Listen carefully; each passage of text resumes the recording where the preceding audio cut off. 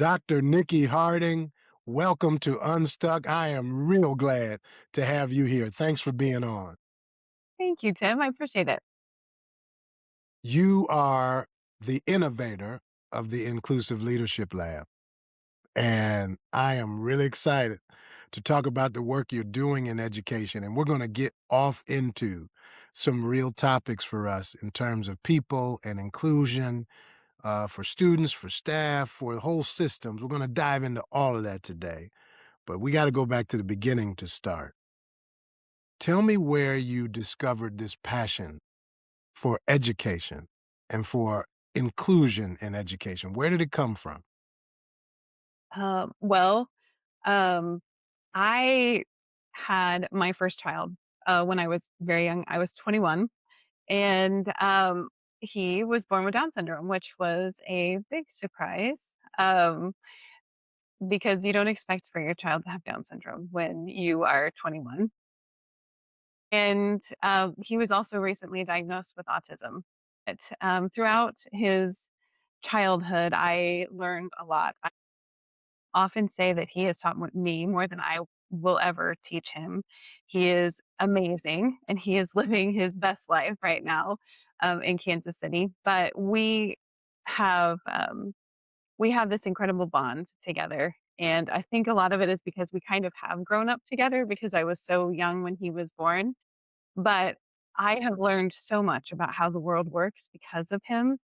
You kind of are in your own little bubble when you grow up a certain way, but then you're exposed to something completely different. I did not realize that there were still systems in place that never occurred to me that there would be uh, parents who would ignore their children that made fun of kids with Down syndrome on the playground. But I saw that as a young mother, and I'm not one to really keep my mouth shut. So I spoke up and I was like, "Excuse me, what just happened here?" Um, and when he was in school, and it was surprising to me that there were teachers that didn't always want him in his classroom because it might be a little extra work. There Mm, were veiled comments, in professional ways saying um, other things, but what if, and I'm concerned about his well being, but that's not really what it meant. Right. And so I had to figure out ways to navigate that. And so I was a special education teacher myself at the time, and I realized that it's not just my child, it's all these children. And not every child had a parent who was going to speak up and say, "Excuse me, what's happening here?" And right. I don't think this is okay. And I realized that a lot of times the justification for a lot of this is, well, that's the way we've always done it. And that's not okay. None of that is acceptable. And I refuse to accept it. So we're over 22 years into this, and I'm still saying because we've always done it that way is wildly inappropriate. So that's where it I started, like and that. it's still there. Wildly inappropriate. Yes, yes, yes. So I've been trying to fix that for over 22 years. And there's something I'm hearing something deeper. We talk in our organization with our clients all the time about somebody-ness. You've heard me talk about it. We've talked about somebody-ness. And it seems like that is that's the launching point, was that your son and his colleagues and classmates were not treated like they were somebody. There was a gap of dignity and respect and honor for just who they are. And, that's a real human need. It sounds like you had a sense for it. Yeah. Yeah, and in the field of education, when you're a teacher, you go, there's all these things that you do to work, and we work on inclusion, and you do the paperwork. The paperwork piece is supposed to lead to the inclusion. It's supposed to lead to the belonging, but so often it's the checkbox, it's the compliance, and it ends up just being a checkbox. The compliance is really just compliance. It's designed to lead to the somebody. Like, that's what it was meant to do, but that's not what it's actually doing. There's this What did giant it gap. turn into? It's really just, um, it's a burden for the teachers is what they really feel like it is. Um, right now, the turnover for special education teachers is 2.5 times that of general education teachers. And most of them report it's because of the paperwork. And it's the Do you buy paperwork. that? The paperwork is cumbersome. But a lot of times the teachers haven't been trained in what the paperwork means and how the paperwork is supposed to be a tool to support them and to support the students. It's really just been kind of given to them and said, you have to do this because it's a requirement, state and federal requirements, not this is a tool to support you and the students to drive instruction. So that gap has been a giant misunderstanding for a long time. And I can see why that would be a hurdle. Parents use it to say, rightfully so, parents say, this was improperly done. And therefore, I'm going to file a complaint. And then teachers are like, ugh, this is a nightmare. I care about your kid, but caring about the kid and then also doing the things that you're supposed to do by law, those are often different things. So there's communication gaps. And the system is just broken, and it at this point isn't serving a lot of people. And I've seen it from both sides as a parent and as a teacher, and it's very frustrating. So, And so um, the frustration and the identification of the problem mhm. drove you not to just sit back and be upset or just to go to a school board meeting and holler. You started to system build. You started to solution build. Talk to me about the actions you took after you realized what was actually going on in special education, not just for your son, but for all the students. Yeah. So when I was a special ed director, over half of my teaching staff were on some sort of non traditional pathway because we were so short staffed, which is great. We love those teachers that are career changers and say, I was a graphic designer and now I want to serve kids with disabilities. That's amazing. But that's also incredibly difficult because you are doing the job of a special education teacher with no training, and I was short staffed at the district office. And so I wanted to provide additional support, but I had no bandwidth for it. And so after so long in that, I was like, everybody is just drowning. There has to be another way. And I couldn't find any additional resources for that. Everybody, I was talking to other directors around my state and other states, and they're like, yeah, that's just how it is, right? It goes back to that. This is the way it's always been. We're all in this together, right? And I just kept thinking, and if somebody doesn't do something, it's the way it's always going to be. And the people who are That's right. hurting are the kids that we are supposed to be serving. Isn't anyone going to fix this? And so I wanted to create some sort of program or support that really focused on how we are empowering these teachers that are trying so hard to support our most vulnerable students, but they just don't have the tools that they need in order to be successful. And so I started working with an AI company that had these AI tools that you upload videos and you can target instructional skills. And it was working okay for a while. And we decided that really didn't target special education enough, right? Because Mm, there's so many things about special education when you have kids with high needs that we really wanted to dig into a little bit more.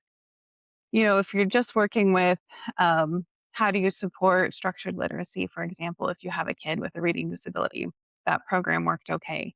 But what happens if you have a kid with significant autism and you have additional communication needs? Like, there's really a lot of specially designed instruction that you need to focus on.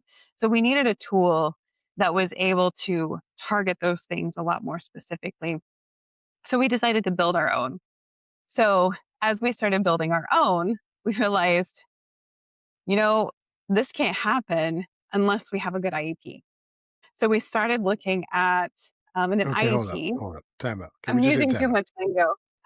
Well, no, I just think you are in it, but I think what you're saying is actually transformational, and I know it's so normal to you, but if we step back and think for a minute, you said real quick, we partnered with an AI company. We didn't call another union meeting or PTA meeting we went to partner with technology that I think I heard allows you to play your tape like in athletics. It allows you to watch your film and it allows the AI to watch the film. And that was happening for general education. And what you're saying is, wow, what an opportunity for feedback for these special education teachers. And so we gotta focus on what works for them. Is that what I'm understanding happened? Because if that's the case, that's a darn innovative solution to a problem. Like, and that's I mean, kind of outside the box. That's not no, Google Classroom. That's a whole nother level. I did hear people do that kind of thing for sports, but I'm not really a sports person. Well, it's key to development, it seems, in athletics. Like you go back and watch the tape, right? They always Yes, say the eye in the sky don't lie.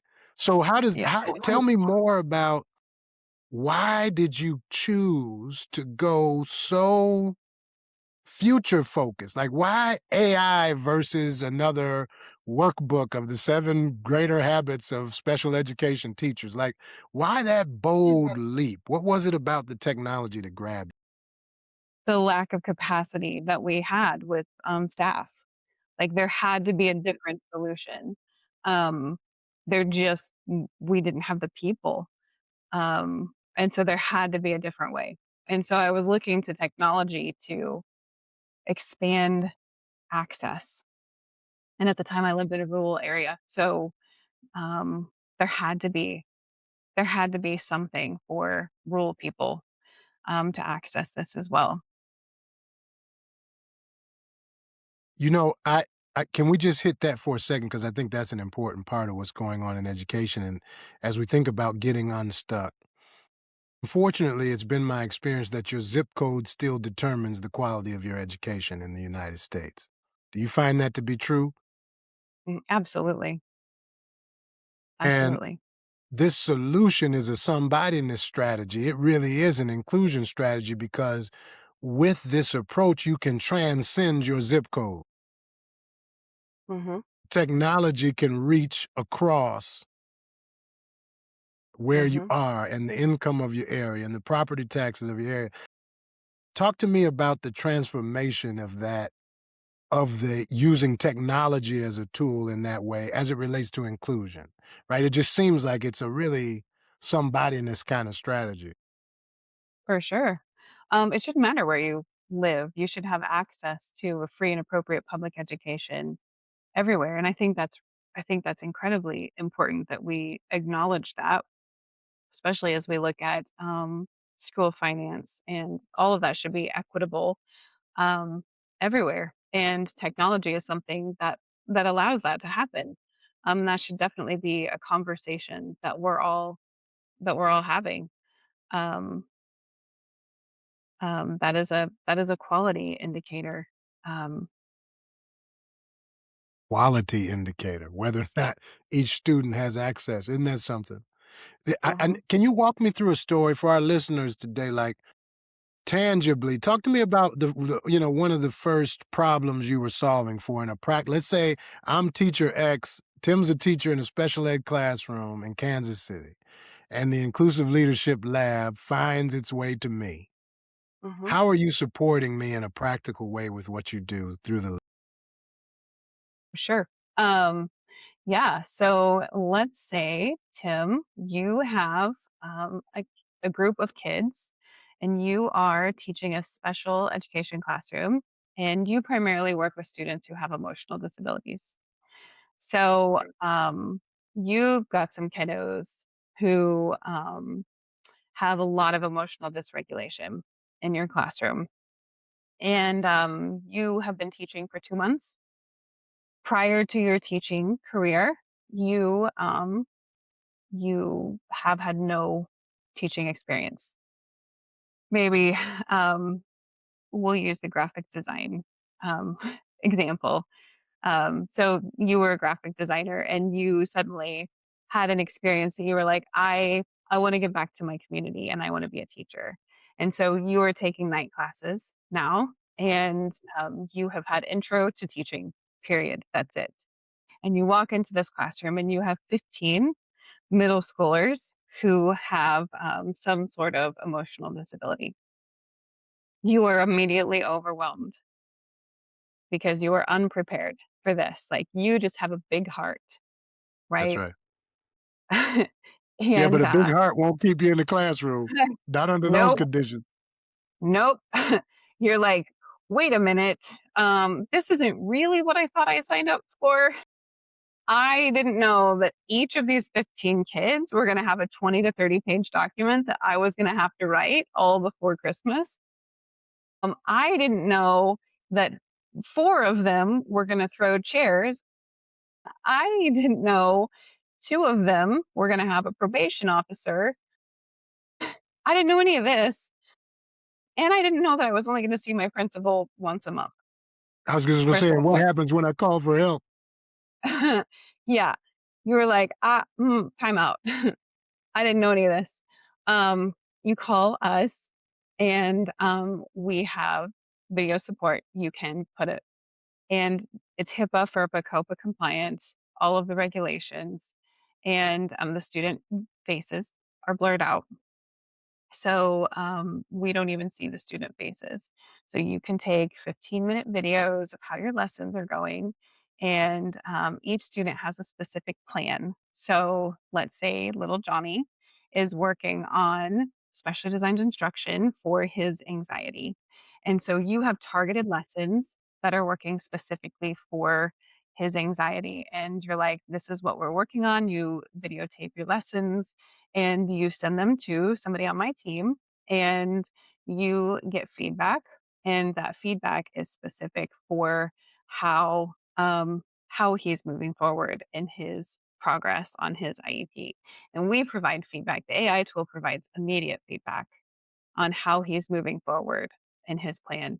And then you meet with our coach, however we have agreed on with your administrative team. Maybe it's monthly, maybe it's weekly, but we provide coaching and feedback for you.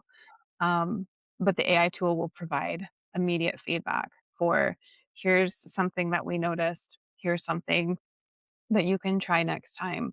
So you get that instant support. It's wraparound services for teachers, Hmm. to Yeah. use that word, right? That we're Yeah. seeing this professional who's got a very important job that is different and unique. And we're saying we're going to get you the appropriate supports so that you are somebody as the teacher. We're going to support you. And through that support, you're then better able to meet these individual and collective needs of these students who have different ways to learn, different modalities, different challenges that they're working through.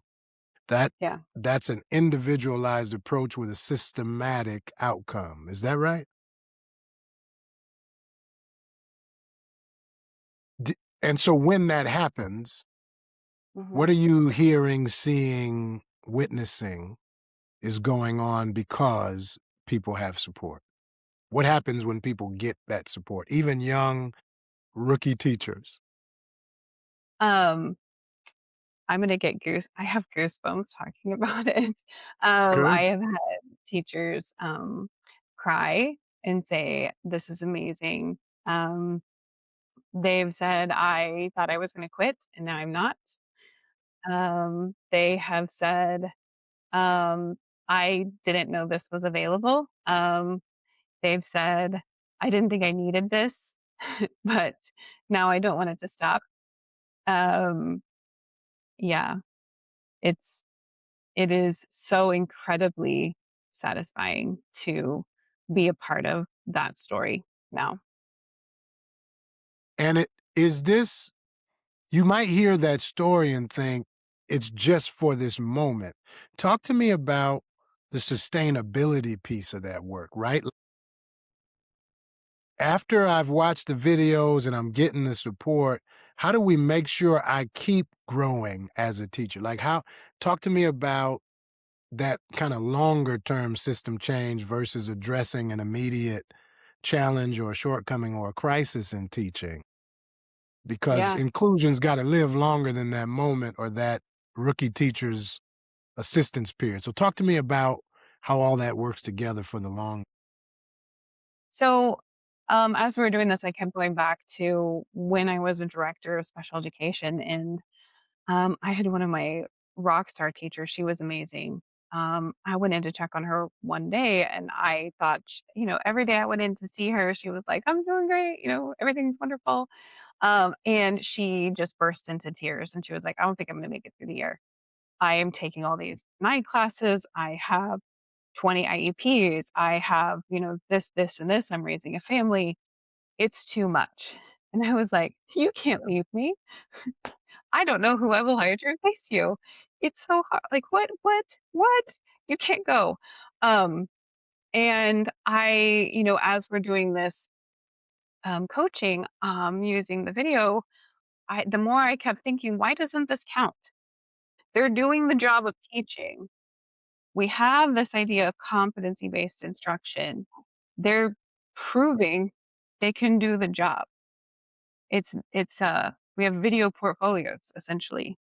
Why can't we build a competency based program? So that is our next step, is that we are working on building a full competency based program. So we're working And on trying. competencies like, So they're all connected to high leverage teaching practices. So all of those have already been established by other evidence based programs um, over the years. So, like using assessment to drive instruction, like, you know, um, like data driven instruction, like modeling, like um, transition, like there's a whole list of high leverage practices that are that you have to that, be good at to be great at this or yeah. to So effectively do the work.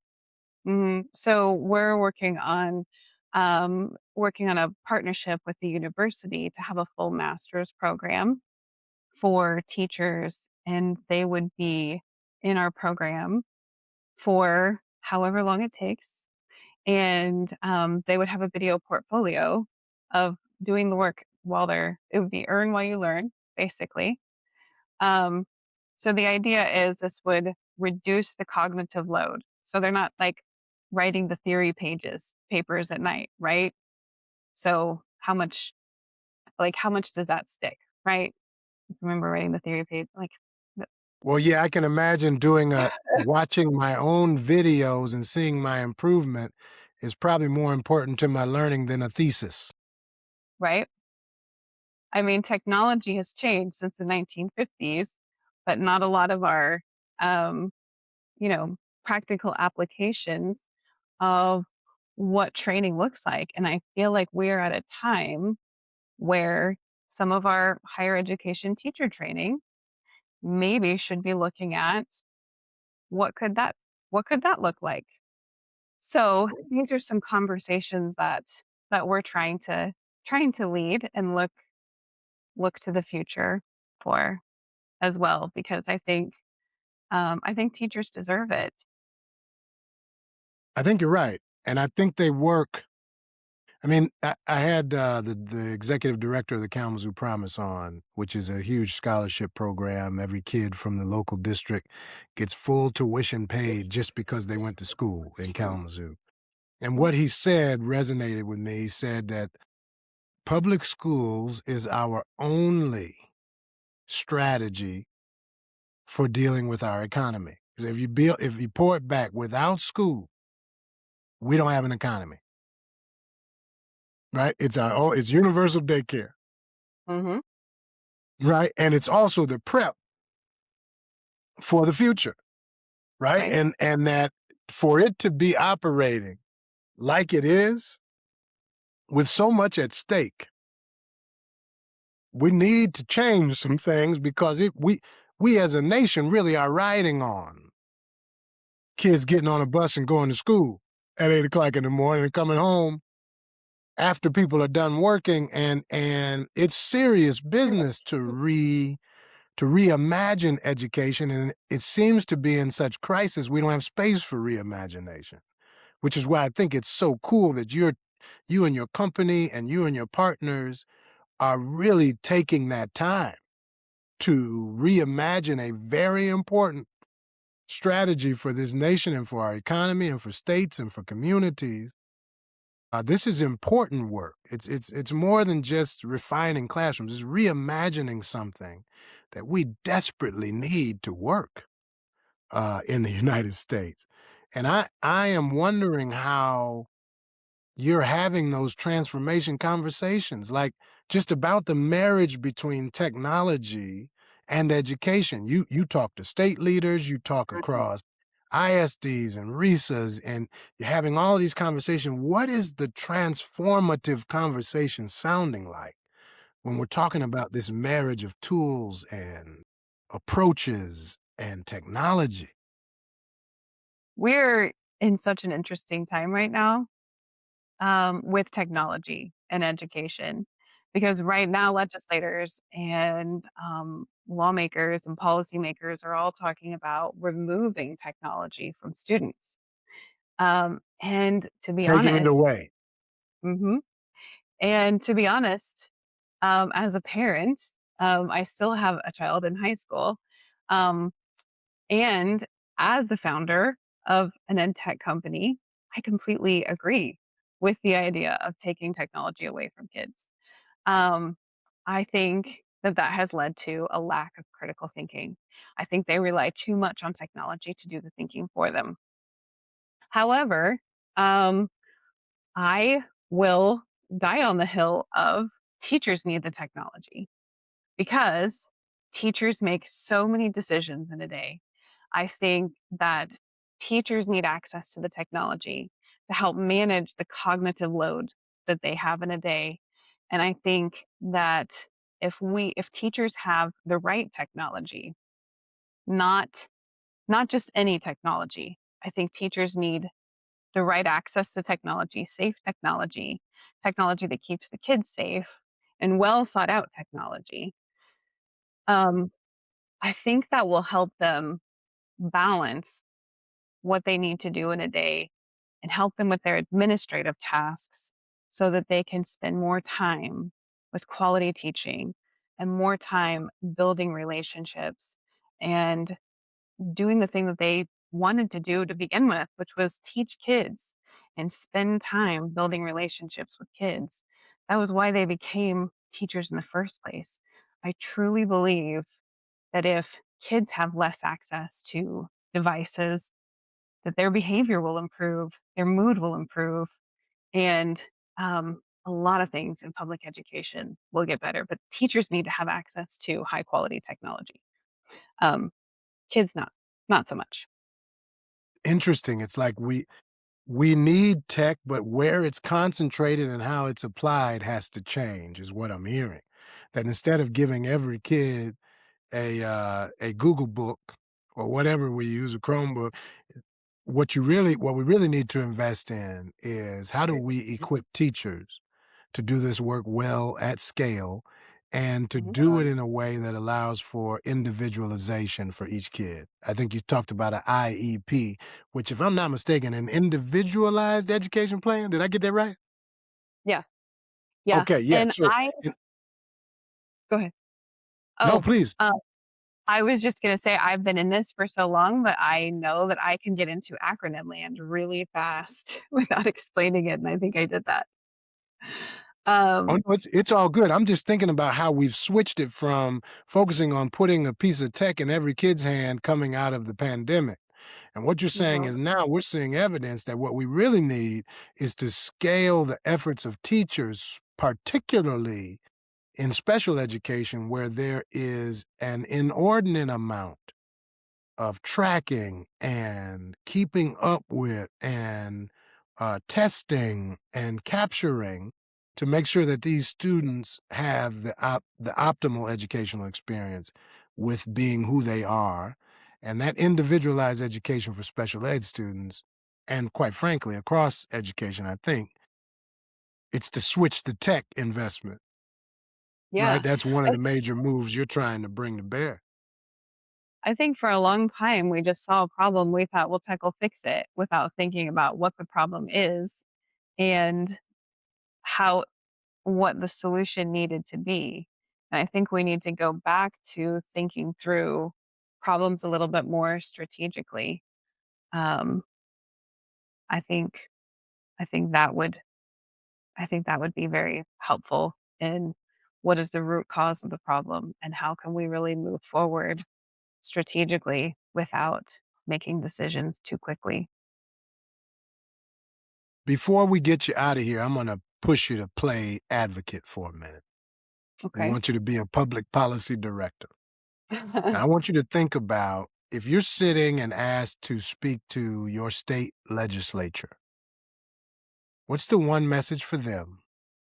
If you were speaking to a school district, what's that message?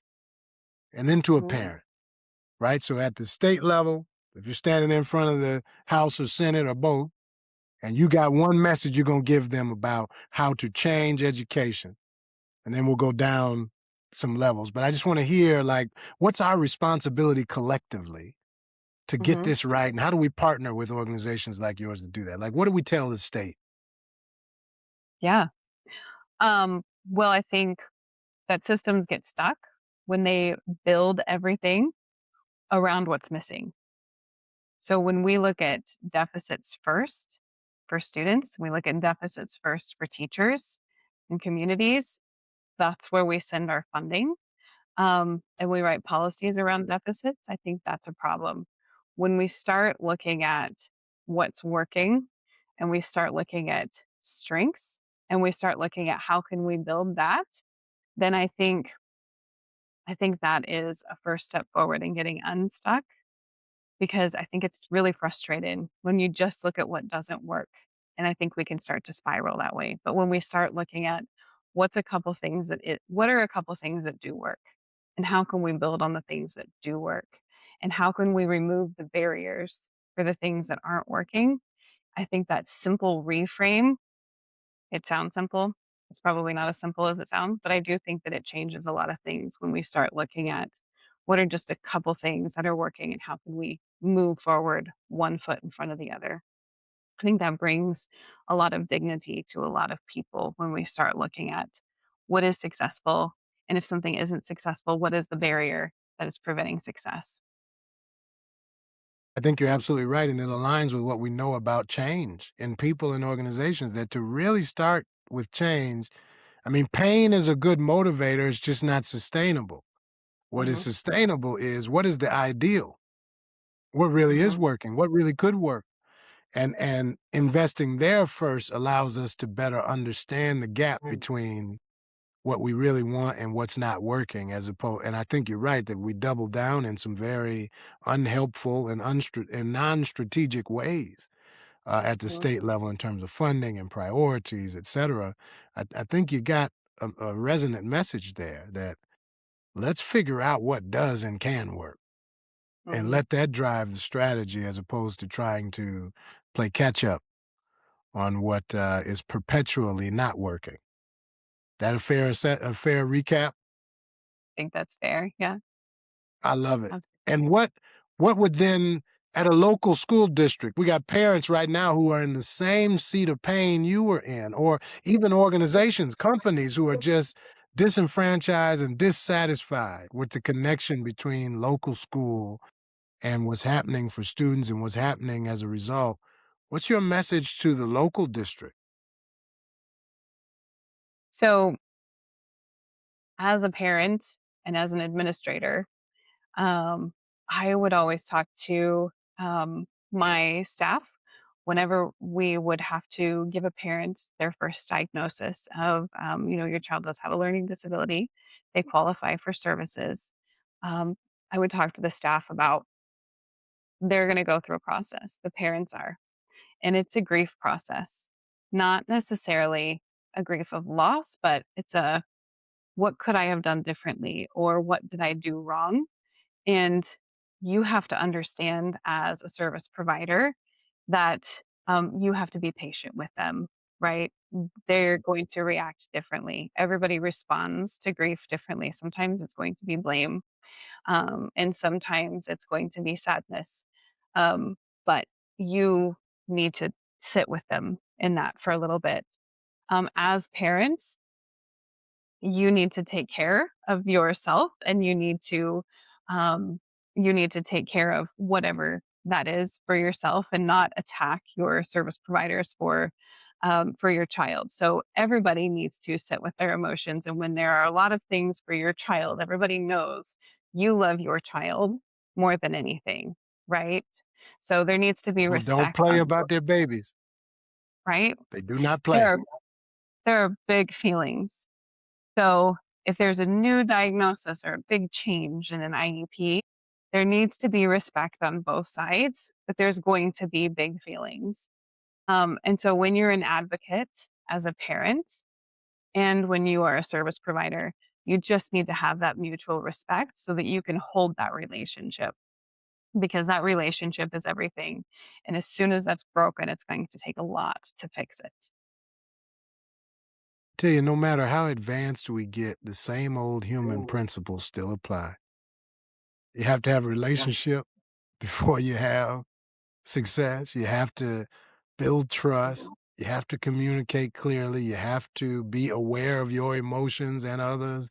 You have to, I mean, all the basics we talk about in organizational life seem to be the very things we have to reinstate, refocus, and in some cases, reteach people how to do, particularly when we're talking about students with different needs Hmm. and in environments where teachers have not traditionally gotten all the support they need. Hmm. Why Yeah. would a person sign up to be a special education teacher today? Why is it Um, still a great profession to get into? it is an amazing job. I loved my kids. Absolutely loved the kids that I worked with. I have so many amazing stories from working with the kids that I served. And I served K-12 and I worked in small rural schools. So I didn't have a specialty room. I worked with kids who had severe um, disabilities, nonverbal autism. And I also had kids who had very severe emotional dysregulation. And we had, um, outside legal services and wraparound teams that were involved as well. But when you are able to see progress that a kid makes, whether it's, ability to communicate with an assistive technology device for the first time, when you've been working for 6 months on, being able to make meaningful communication, um, that's enormous. And when you are able to see a kid who has struggled with being justice involved for a long time and now they have a job. I had a student who was very justice involved, and we had a lot of encounters that were very frustrating for a lot of people on the team. Show up at my house a couple years after he graduated, um, and took me by surprise. But I'd actually, say he was so. there. He was there because we'd hired the company that he worked for to spray for bugs, and he ran into one of my kids and asked if I was around. And of course, he didn't look like um, somebody that would just be randomly showing up at our house, right? And my daughter was like, I don't know." And he said, "Well, I just want your mom to know that she made a huge difference in my life. And I wouldn't be here today doing what I'm doing without her." And so my daughter was like, "Yeah, I'll go get her." Yeah, I was just going to say, Yeah. that's a message mom wants to hear. Yeah. Yeah. So it's stuff like that that just it stays with you forever. I want to get you out of here on this one for a parent feeling stuck, education, whether that student is in special education and general popular, whatever education endeavor they're in, parents find themselves not knowing what to do with what they feel. From the Inclusive Leadership Lab perspective, what's your message to those parents about what's coming and what they can do? Everything is figure outable. It's kind of my my motto right now that things can feel really hard, but everything's figure outable. Really do. And I think if we keep open to that, we can retain people's dignity, right? If Hmm. everybody is somebody and we believe we can figure it out, that's a way to stay unstuck, I would imagine. If those truths turn on you though, could be a long ride. Hmm. And unfortunately, a lot of families are experiencing that every day. But Absolutely. it sounds like you're chipping away at the problem, one student, one classroom, one teacher, one district at a time. Sometimes two, three, four at a time. I'm sure, but every opportunity that we can merge the supports we need and clarify what we're actually after for students. It sounds like it really is a game changer for inclusion. Yeah, we're having a great time, and every time somebody tells us this made a difference, that's you know next step forward, and it's an amazing journey.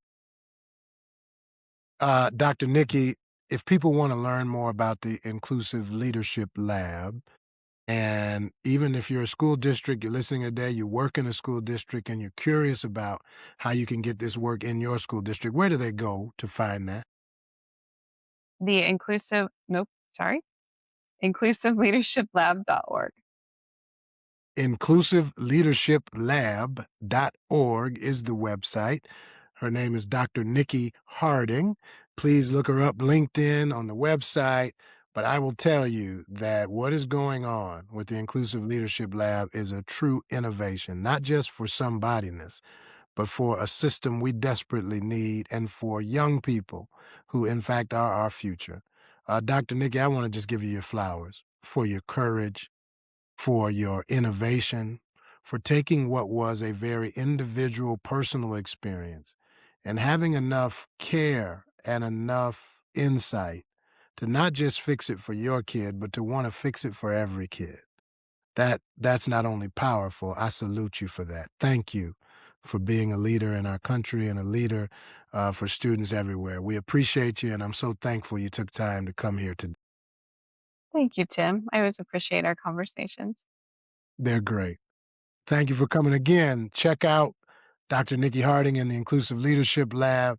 And of course, if you're feeling like you're stuck today, we heard some strategies to help you show enough get unstuck. We'll see you next time.